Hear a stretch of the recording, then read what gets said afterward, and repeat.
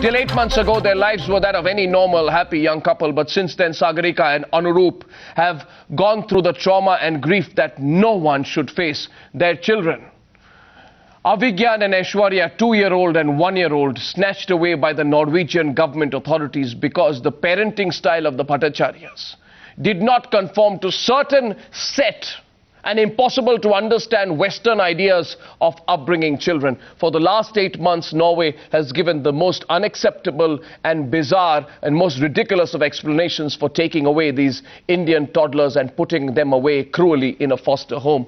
Toddlers who have been alienated, cut off from their own parents, their culture.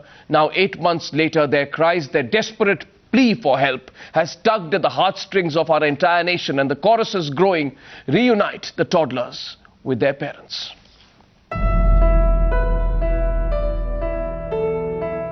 Eight months ago, they were snatched away from their parents.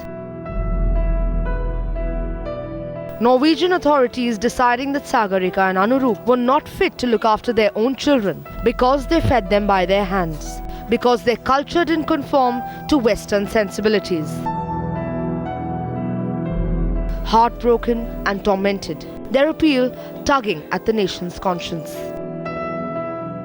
We last met them 2 months back. 2 months back. Now we didn't get any kinds of information from the foster family or the Barnevani peoples. Because it's another crime to get some information of the foster family as to where they're kept. And if they find that we are trying to find out that, they might make another case against us. Norwegian authorities have cited one bizarre reason after another, faulting the parents for overfeeding, saying Sagarika was depressed, tired and impatient, questioning Anurup for making his 3-year-old son sleep next to him in bed. We did try to reach out to the officials of the Indian Embassy in Oslo. As of now, they refuse to make any comments as regards their efforts to restore the custody of the children back to the Bhattacharyas. The family back in India reaching out to the government, vowing not to give up till their dying breath.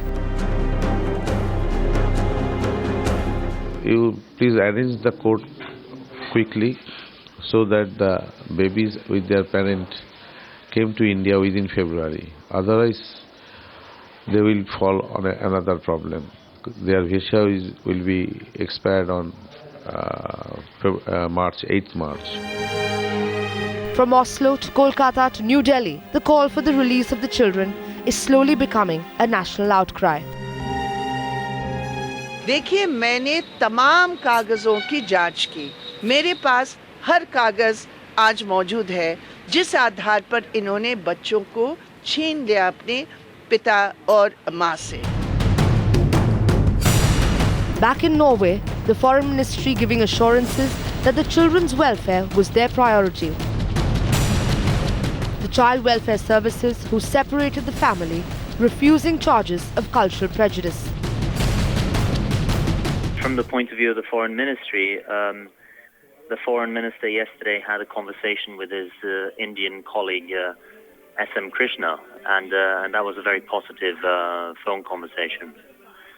The gist of that conversation was that the two ministers agreed that the child welfare services in Norway and India together would find a solution to this case.